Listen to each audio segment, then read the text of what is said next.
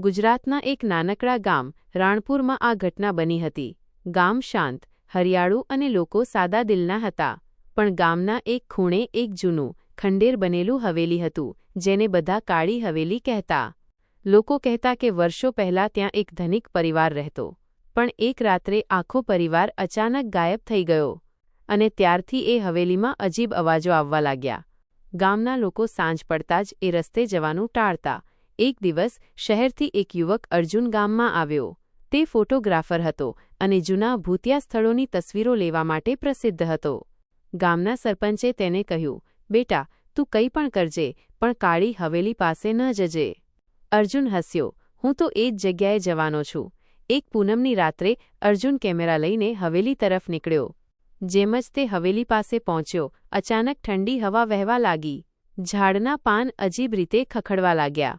હવેલીનો દરવાજો અડધો ખુલ્લો હતો, જાણે કોઈ તેને અંદર બોલાવી રહ્યું હોય. અર્જુન ધીમે ધીમે અંદર ગયો. હવેલીમાં બધું ધૂળથી ઢંકાયેલું હતું. દિવાલો પર જૂના ચિત્રો અને એક મોટો અરીસો. અચાનક કોઈના પગલાંનો અવાજ આવ્યો.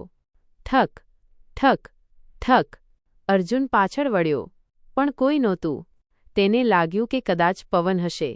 પણ પછી અચાનક અરીસામાં તેને પોતાનું પ્રતિબિંબ નહીં, પણ એક સ્ત્રી દેખાઈ. સફેદ સાડીમાં, લાંબા વાળ અને આંખો કાળી. અર્જુન ગભરાઈ ગયો. તેણે પાછું વળીને જોયું, પણ ત્યાં કોઈ નહોતું. ફરી અરીસામાં જોયું. એ સ્ત્રી હવે નજીક આવી રહી હતી. તેના હોઠ હલતા હતા. તમે કેમ આવ્યા છો? અર્જુન ડરી ગયો, પણ બોલ્યો, હું ફોટોગ્રાફર છું. અચાનક અરીસો તૂટી ગયો. હવેલીમાં પવન જોરથી ફૂંકાવા લાગ્યો. દરવાજા ધડાધડ બંધ થવા લાગ્યા. અર્જુન બહાર ભાગવાનો પ્રયાસ કરતો હતો, પણ દરેક દરવાજો બંધ.